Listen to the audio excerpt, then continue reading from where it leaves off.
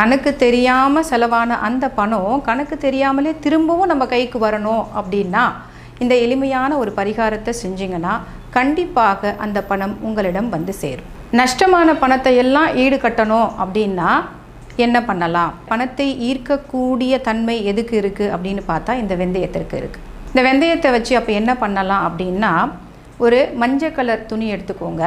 இந்த மஞ்சள் கலர் துணியில் பச்சரிசி ஒரு ஸ்பூன் வச்சுக்கோங்க, வெந்தயம் ஒரு ஸ்பூனு, பச்சை கற்பூரம் இருக்குது இல்லையா, அதை ஒரு சின்ன ஒரு துளி வச்சுக்கோங்க.